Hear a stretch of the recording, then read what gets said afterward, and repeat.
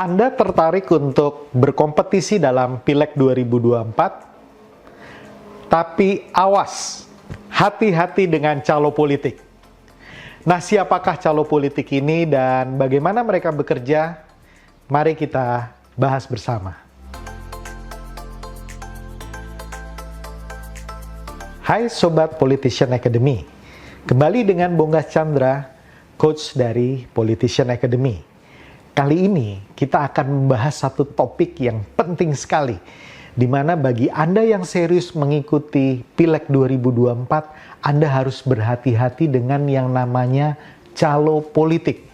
Saya sering menyebutnya juga sebagai petualang politik. Siapakah calo-calo politik ini?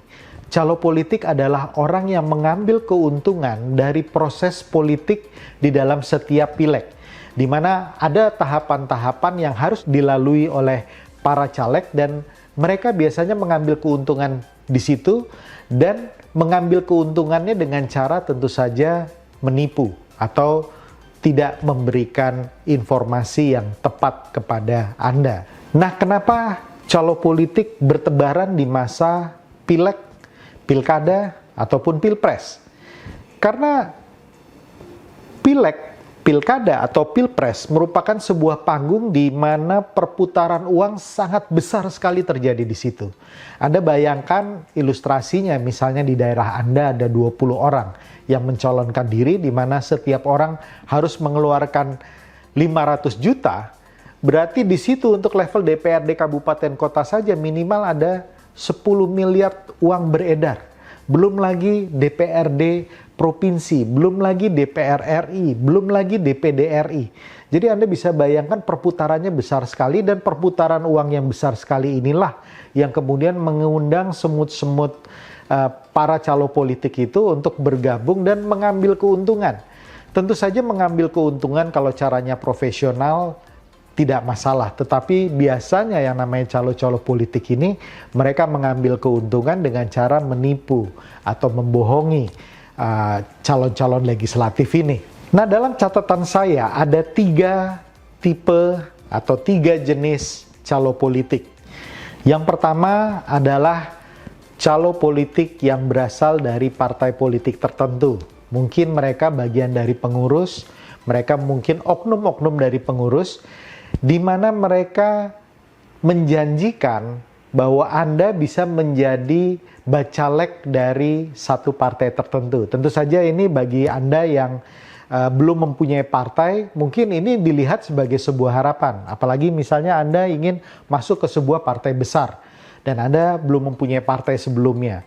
Sehingga iming-iming bahwa Anda bisa dipastikan menjadi seorang caleg atau bahkan mendapatkan nomor urut tertentu, ini semua ada harganya menurut mereka. Jadi mereka harus bisa memberikan sejumlah insentif tertentu kepada elit partai untuk memastikan posisi Anda atau kemudian memastikan nomor urut Anda. Ini kemudian konversinya semuanya adalah uang gitu. Bahkan mereka berhasil mematok, misalnya kalau Anda mau dapat nomor urut kecil, nomor urut 3 harganya segini, nomor urut 2 harganya segini, nomor urut 1 harganya segini. Nah, calo-calo inilah yang kemudian menurut saya merusak partai politik tersebut. Jadi untuk para elit politik, hati-hati dengan calo-calo politik. Anda harus bisa membersihkan calo-calo politik ini dari partai Anda sehingga proses mencalonkan diri dari partai Anda itu bisa berjalan transparan dan bertanggung jawab, sehingga betul-betul orang terbaik yang menjadi etalase partai Anda dalam Pileg 2024. Yang kedua adalah calo politik yang pura-pura menjadi tokoh masyarakat. Jadi dalam hal ini, pada waktu Anda berkompetisi, tentu saja Anda ingin mendapatkan dukungan dari banyak pihak. Nah, biasanya calo-calo politik ini mengatasnamakan organisasi tertentu, mengatasnamakan organisasi massa, organisasi kepemudaan, komunitas. Intinya mereka menyatakan bahwa mereka memiliki komunitas dengan jumlah anggota yang banyak, jumlah anggota tertentu. Kadang-kadang mereka datang ke tempat Anda membawa proposal besar dan di belakangnya mereka menunjukkan bahwa ini loh anggota-anggota kita, ada sekian ratus, ada sekian ribu, Ibu, kalau Anda kemudian mau didukung oleh kami, saya akan promosikan Anda ke jaringan kami, tapi itu konversi semua, ada harganya. Ya, misalnya harganya dikasih 50 juta, 100 juta, dan mereka mengatakan dengan kata-kata manis bahwa akan menjamin bahwa yang menjadi anggota dari komunitas atau organisasi tersebut sepenuhnya akan mendukung Bapak. Nah, ini bagi caleg-caleg baru hati-hati karena kata-kata ini sangat manis sekali. Kita perlu hati-hati karena oknum-oknum seperti ini, calo-calo politik seperti ini, biasanya mereka bekerjanya berpindah-pindah. Mungkin satu titik akan datang ke Anda. Besoknya mungkin dia akan lakukan ke caleg yang lain, besoknya ke caleg yang lain. Jadi intinya mereka hanya berjualan daftar nama tersebut untuk mendapatkan keuntungan tadi.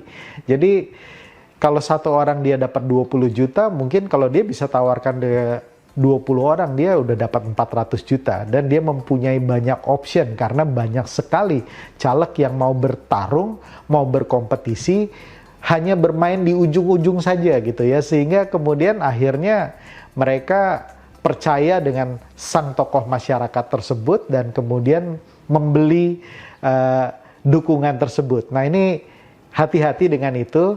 Kalau ada yang mengaku tokoh dan mengaku bagian dari ormas, Anda harus betul-betul cek apakah betul orang-orangnya ada. Ya, karena kebanyakan orang-orang tersebut fiktif.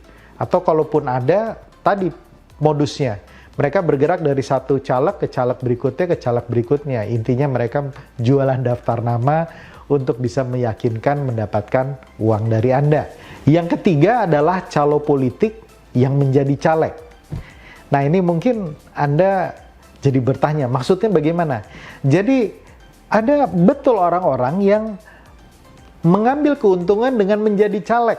Ya, mungkin kelihatan nggak masuk akal gitu, tapi mereka menjadi caleg tujuannya justru ingin mendapatkan dana atau mendapatkan sponsor. Ya, saya mungkin di titik ini nggak akan menutup kenyataan politik bahwa kalau seseorang mau maju, kadang-kadang ada di belakangnya investor politik, ada di belakangnya cukong atau kadang-kadang disebut toke yang membiayai proses pemenangan itu.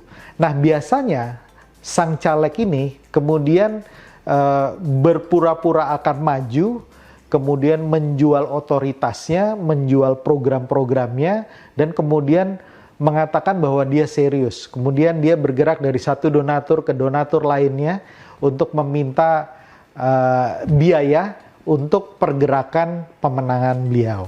Nah, permasalahannya adalah biasanya di ujung dana yang dipakai itu tidak dipakai untuk proses pemenangan.